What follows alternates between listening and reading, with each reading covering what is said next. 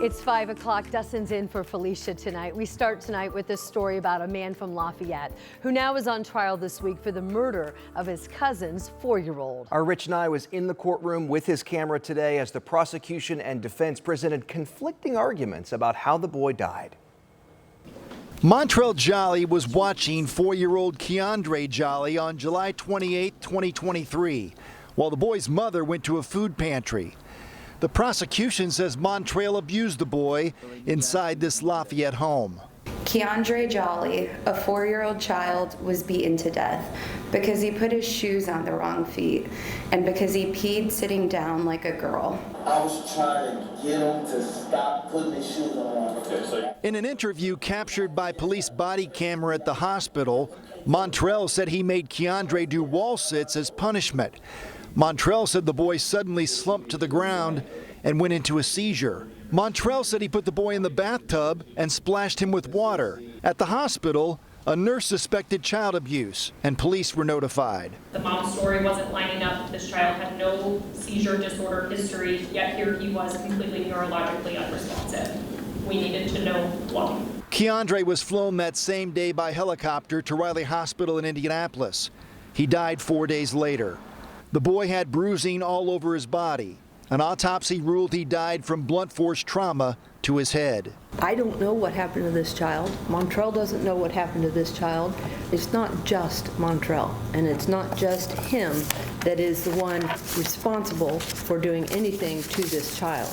All he was doing is trying to help his cousin out by giving her a place to live when she didn't really have anywhere to go. Montreal Jolly is charged with murder, neglect of a dependent, aggravated battery, and battery. The trial is expected to wrap up by Thursday. In Lafayette, Rich Nye, 13 News. According to court records, Keandre Jolly's injuries included brain hemorrhage and damage affecting most of his brain, a torn upper lip, and bruising across his body. Developing tonight, a man is now officially charged with murder, accused of killing his girlfriend outside a liquor store on the northwest side of Indianapolis. This happened around 3 o'clock on Saturday morning near 56th Street in Georgetown. 42-year-old Sabrina Herbert died in that shooting. In newly released court documents, investigators state that the suspect, Maurice Howard, got into a fight with his girlfriend over a broken car key fob before that shooting. Police say that Howard told them that he had been drinking and he thought that the alcohol got to him. He's now expected in court for initial hearing tomorrow.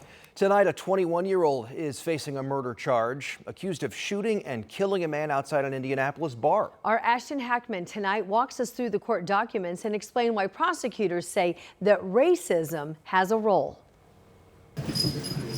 Caden Douglas walked into the courtroom wearing his jail suit and shackles around his ankles. The 21-year-old made his first court appearance Tuesday afternoon after being charged with murder. Court documents state Douglas was at the Mucky Duck Bar off Southport Road on July 17th. A security guard told police Douglas got into a fight inside the bar and was thrown out, calling him aggressive and obviously drunk.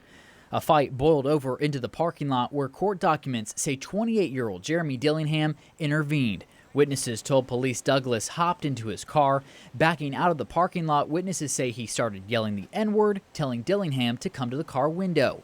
A customer told police he heard a gunshot before the driver took off in the car.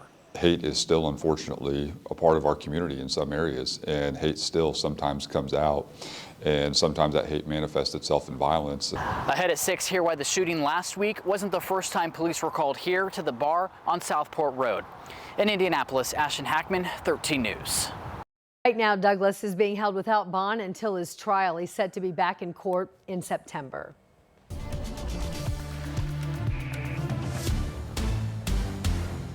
All right, to the weather impact now on this Tuesday evening. Reaching the end of July, Rob, is this what you call the dog days?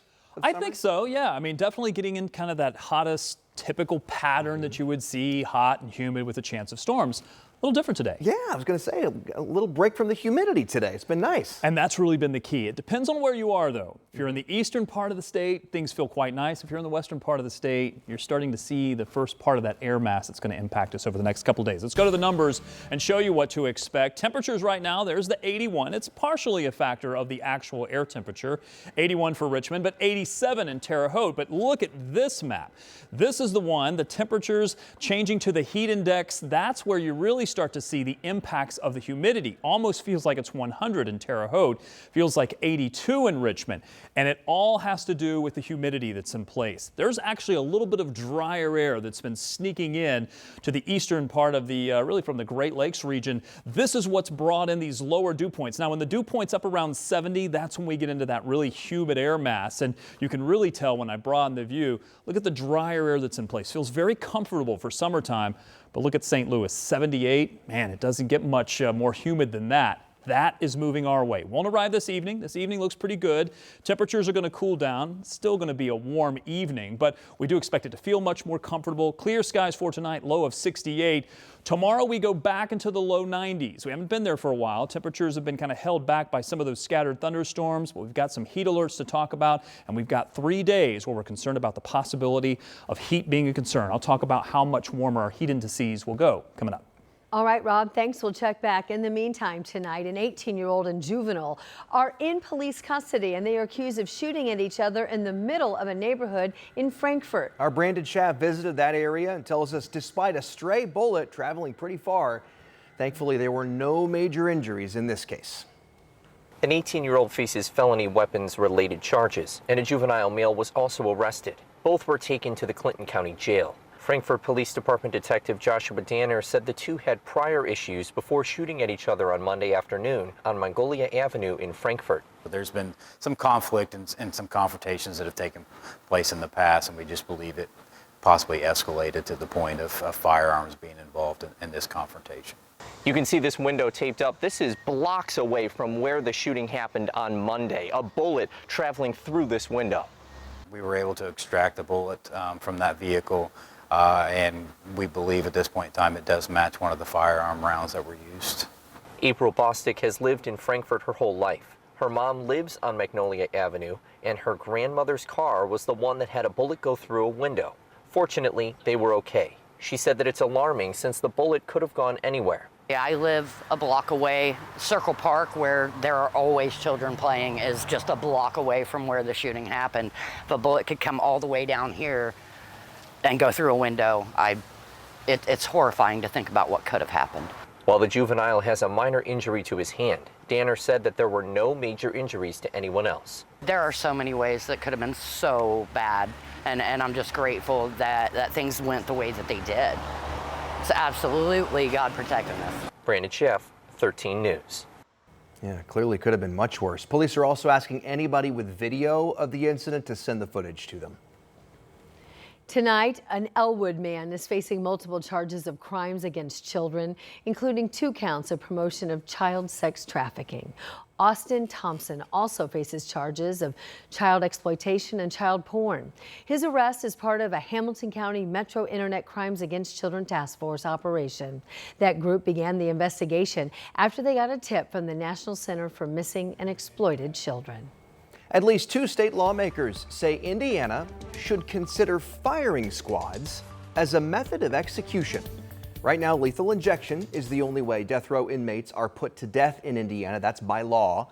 But the drugs used to carry that out can be tough to get, and they are costly. Last month, Governor Braun said Indiana spent more than $1 million on lethal injection drugs over the last year, but $600,000 worth had expired because it wasn't used in time.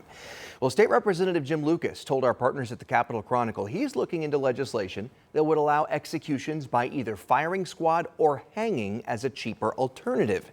He also confirmed to me today that he plans on introducing that proposal next session. At least one other state lawmaker has also told the Capitol Chronicle he's working on a similar proposal. Right now, 5 states authorize the use of firing squads under certain circumstances, including Idaho, Utah, Oklahoma, Mississippi, and South Carolina. Tonight, the state of Indiana is reporting its first human case of the West Nile virus this year. We're told that one person in Vanderburgh County tested positive for that virus that's spread by mosquitoes. Vanderburgh County is in southern Indiana. 1 in 5 people who are infected will develop a fever with other symptoms. Most people will have either mild or no symptoms. The Department of Health expects to see more cases as the season continues. They've already detected West Nile and mosquitoes in 15 counties across the state. Well, do you believe it? It's almost back to school time. It is hard to believe. It's incredible. Like, wasn't just 4th of July? I know. It feels like yesterday. No kidding. Well, it also means it's time for sports physicals. That's right. And an appointment for those are hard to get. So the Marion County Health Department now has an option for you. This is really key. Listen up. There are several walk-in opportunities for your kids over the next few weeks, and there's no appointment necessary. So we're going to put the information up for you here on the screen because the very first one is tomorrow. The others will be July 30th, August 6th, and again on August 13th. They're going to be open from 3 to 5:30 at the Action Health Center, which is on Pennsylvania Street. Each physical costs $10, and this is really important to remember. It is cash only. We'll put that on our website if you want to take another look. Yeah, but if your kid's going into football or some of the other fall sports and they show up at practice and they don't have that signed physical, got to have it. Yep, they got to go home. No exception. Right.